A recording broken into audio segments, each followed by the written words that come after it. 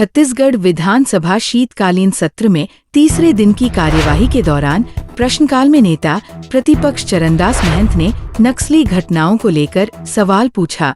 विधानसभा अध्यक्ष की गृह मंत्री को नसीहत। विधानसभा अध्यक्ष रमन सिंह ने विजय शर्मा को कहा कि आप गृह मंत्री हैं, इस बात का ध्यान रखें।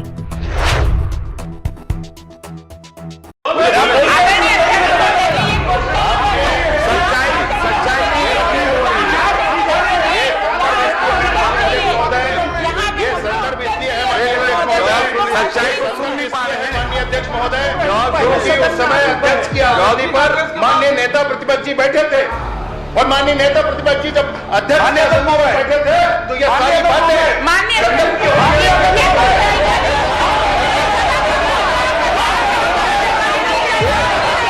विजय जी ध्यान रखें, आप उप मुख्यमंत्री हैं और सदन में आसंदी के द्वारा किसी निर्णय की चर्चा दोबारा डिबेट में नहीं होता। मैंने साहब बंदगी करते हुए प्रश्न पूछा। बिल्कुल ठीक। मैं समझ नहीं पा रहा हूँ कि माननीय मंत्री जी विचलित क्यों हैं। अब मुझे मालूम है क्यों विचलित हो रहे हैं, आपको बता दूं। ये 3 बजे रात तक वहाँ कवि सम्मेलन देख के आए हैं। अब कवि सम्मेलन सुन के आए हैं कि देख के आए हैं वो जाने, और इनको नींद पूरी नहीं हुई शायद, इसलिए विचलित हो रहे हैं। मेरा प्रश्न माननीय गृह मंत्री जी थे। साहेब बंदगी करके शुरू करो, दोनों साहेब के चेले हो। हाँ, साहब बंदगी करके शुरू करता हाँ, हूँ। वो भी साहेब वाला है। और बेचारे वो मेरे को देख के मुस्कुरा रहे हैं क्योंकि पिछले बार कुछ ज्यादा मैंने गलत सलत तो नहीं पूछा था, मगर कुछ ज्यादा हड़बड़वा दिया था उनको। मैं सीधे सीधे प्रश्न पे आता हूँ, उल्टा प्रश्न तो किसी ने नहीं किया है। माननीय मंत्री जी, आपने स्वीकार किया है कि ये प्रश्नकाल के अवधि में 1 जुलाई से 24 नवंबर तक 24 आम आदमी नागरिकों की मौत हुई है, ये आपने स्वीकार किया है। मैं सिर्फ इतना जानना चाहता हूं, इनमें से कितने जनप्रतिनिधि हैं, कितने बच्चे हैं, कितने आम नागरिक हैं? क्या उनके नाम, उम्र और पता दे पाएंगे?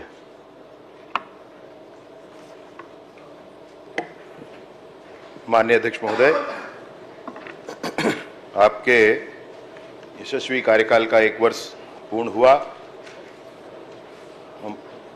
मेरी तरफ से हृदय से शुभकामनाएं। आपको तो देखकर, आप तो प्रेरणा स्रोत हैं हमारे, आपको देख करके राजनीतिक क्षेत्र में काम करना शुरू किया है। माननीय नेता प्रतिपक्ष जी कह रहे थे कि कुदृष्टि इधर होनी चाहिए। मुझे समझ में नहीं आई बात माननीय अध्यक्ष महोदय, कि चाहे वो कुदृष्टि हो, कुचक्र हो, कुविचार हो, कुसंस्कार हो, मतलब जिन जिन बातों का उनको ध्यान रहता है, इन सब बातों से आपका कहीं कोई नाता कभी रहा ही नहीं है। इतने वर्षों के संसदीय जीवन के उपरांत भी आपको न पहचान पाए, ये बड़ा अजीब विषय है, मेरे को ध्यान में आता है। माननीय अध्यक्ष महोदय, माननीय अध्यक्ष महोदय, आज के प्रश्न के पहले मैं एक विषय जरूर कहना चाहता हूं। नक्सलवाद के इस विषय पर दंश सारा समाज झेल रहा है, बड़े लंबे समय से झेल रहे हैं। 1995 में जब माननीय नेता प्रतिपक्ष महोदय अविभाजित मध्य प्रदेश के गृह मंत्री थे, तब भी यह विषय था, तब भी परेशानियां थी। और माननीय अध्यक्ष महोदय, मैं ये जरूर बताना चाहता हूं, जानकारी देने में कोई परेशानी नहीं है, जानकारी बताने में कोई विषय नहीं है, बताना ही है, परंतु कुछ बातों का ध्यान रखना पड़ेगा, कुछ बातों की का हिसाब करना पड़ेगा। और उसमें विशेष रूप से यह मैं कहना चाहता हूं कि जब 24 जुलाई को हम लोग फिर से बैठे थे माननीय अध्यक्ष महोदय यहीं पर, और माननीय नेता प्रतिपक्ष जी का प्रश्न था, उन्होंने एक बात कही थी कि मेरी शंका यह है कि नक्सली बताने के लिए पुलिस वाले भरमार बंदूक को ले जाते हैं, उसकी बॉडी के साथ भरमार बंदूक रख देते हैं, भरमार बंदूक जब्त हो जाता है और वह नक्सली हो जाता है। इस तरह का आरोप नेता प्रतिपक्ष जी ने जवानों पर लगाया था, सुरक्षा बलों पर लगाया था।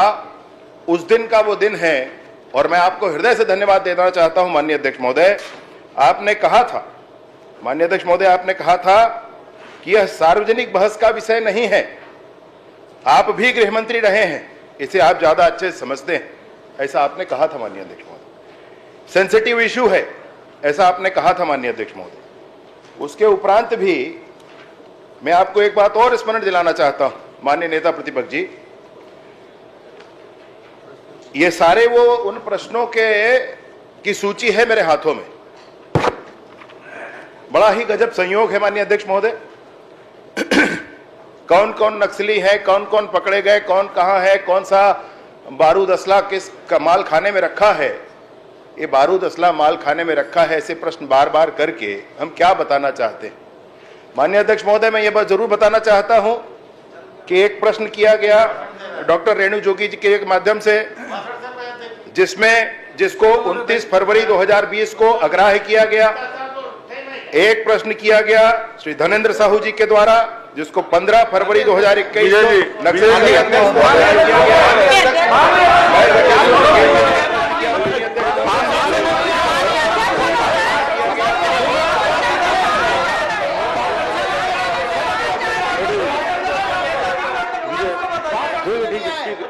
ठीक, कृपया बैठे।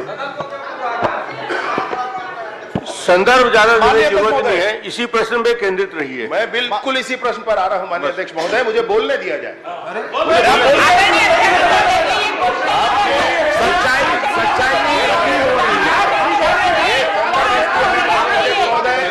ये संदर्भ इसलिए है सच्चाई को सुन नहीं पा रहे हैं माननीय अध्यक्ष महोदय, क्योंकि उस समय अध्यक्ष की आवाज़ पर माननीय नेता प्रतिपक्ष जी बैठे थे, और माननीय नेता प्रतिपक्ष जी जब अध्यक्ष ने बैठे थे तो ये सारी बातें संदर्भ की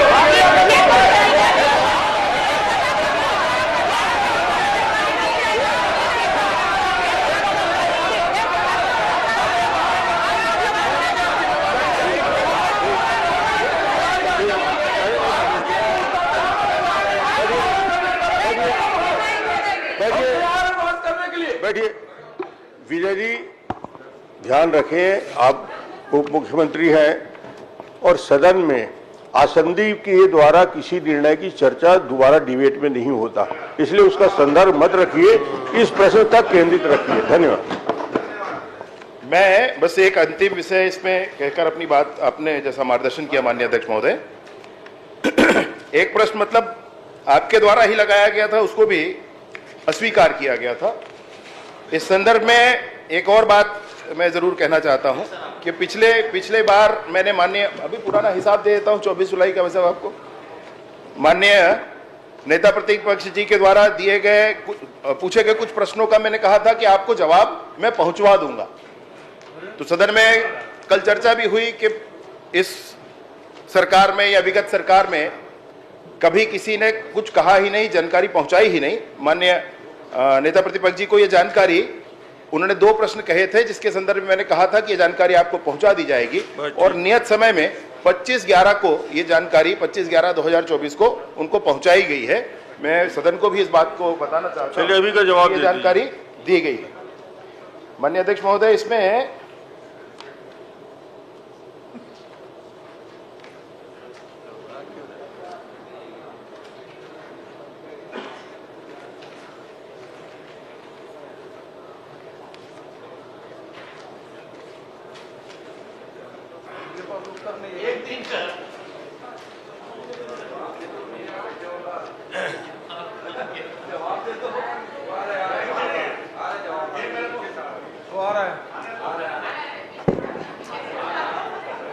मैंने जानकारी मेरे पास है, इसको आप ले जाएं, इसको अपने साथ ले जाएं, मैं इसी पढ़ के बता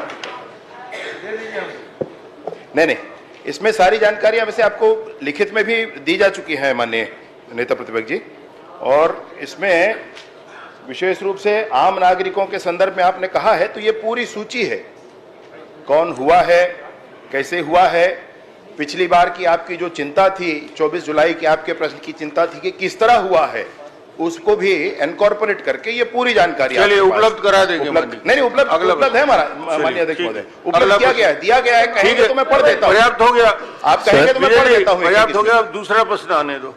चलिए। माननीय अध्यक्ष महोदय, आपके आदेशानुसार मैंने साहब बंदगी करते हुए प्रश्न पूछा। बिल्कुल ठीक।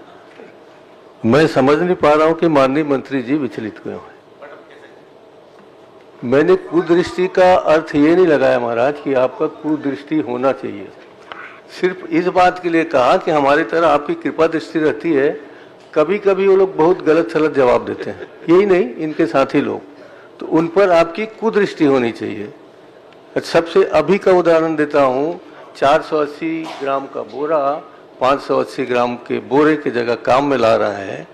225 ग्राम किसानों को प्रति क्विंटल नुकसान हो रहा है। तो ऐसे में आप कुदृष्टि रखें। चलिए संदर्भ में आ जाइए। मैं प्रश्न में आ जाता हूँ। संदर्भ में आइए। मैंने पूछा भी कुछ नहीं, वो जो लाए हैं वो मुझे दे दें बस ठीक। अच्छा, मैं तो ये कहना चाहता हूँ कि आपने 25/11 को जो मुझे प्रश्न भेजा था, ये उत्तर भेजा था, वो किसी आपका सिपाही मेरे बाहर सिपाही को दे के आ गया, मेरे को पहुंचाया, क्या मेरे ऑफिस को दिया, क्या आपके पास पावती है? इस बात की जानकारी तो आपको होनी चाहिए। मुझे जानकारी अभी तक नहीं मिली है, नहीं तो मैं और कुछ पूछता आपको और भूल जाने का प्रश्न करता। आपने मुझे कहा कि मैं पिछले बार शस्त्र के बरामदगी के बारे में मैंने कहा था आपको कि ये भरमार कहाँ से आते हैं। आपके अलावा मेरे ख्याल से सभी को चिंता होगी कि भरमार होता क्या है, कैसा होता है, क्या होता है, कितना लंबा होता है, कितने वजन का होता है, उसमें गोली चलती है कि नहीं चलती, बारूद ऊपर से डालते हैं कि नीचे से डालते हैं। मैं आज भी प्रश्न को दूसरे रूप में दोहरा रहा हूँ। आप प्रदेश में कितने भरमार हैं, एक बार आपके जो खाने में कौन सा खाना है, कहाँ जमा होता है, पूछ तो लो। आपने तो कहा था एक साथ चलते हैं बस्तर, आपने मेरे को भेजा नहीं सूचना कि बस्तर चलिए भरमार गिनेंगे। यदि आप भरमार गिनवा लिए हो और आपने कहा है कि इसमें 21 भरमार, अभी भी कहा आपने कि जो नक्सली मारे गए हैं उनके पास 21 भरमार फिर जब्त हुए महाराज, आदरणीय अध्यक्ष जी, 21 भरमार फिर जब्त हुए। तो मैं इनको थोड़ी आरोप लगा रहा हूँ कि भरमार सप्लाई कर रहे हैं, मैं तो पुलिस वालों पर शंका व्यक्त कर रहा हूँ कि प्रतिपक्ष जी लंबा प्रश्न करने का रिकॉर्ड बना रहे हैं। नहीं बना रहा हूँ। उत्तर इतना लंबा प्रश्न बहुत कम है। उत्तर इतना लंबा आया। इतना लंबा रहता है कि उतना लंबा प्रश्न बनता है। पॉइंटेड प्रश्न कर लीजिए। मैं पॉइंटेड करता हूँ सर, वो थोड़ा सा विचलित हो रहे हैं इसलिए। नहीं विचलित नहीं। अब मुझे मालूम है क्यों विचलित हो रहे हैं, आपको बता दूं जी। ये 3 बजे रात तक वहाँ कवि सम्मेलन देख के आए हैं। अब कवि सम्मेलन सुन के आए हैं कि देख के आए हैं वो जाने, और इनको नींद पूरी नहीं हुई शायद इसलिए विचलित हो रहे हैं। अब उनका ध्यान वहाँ क्या था ये तो नहीं मालूम। ये भरमार का प्रश्न माननीय मंत्री जी, कोई गड़बड़ प्रश्न नहीं है। मैं भी था, मैं भी जानना चाहता था कि आखिर भरमार क्या है। चलिए एक दिन जांच कर लें। आप देख रहे हैं हिंद मित्र न्यूज। अच्छी खबर के लिए सब्सक्राइब करें, हिंद मित्र न्यूज को लाइक करें। प्रश्न नहीं किया उन्होंने।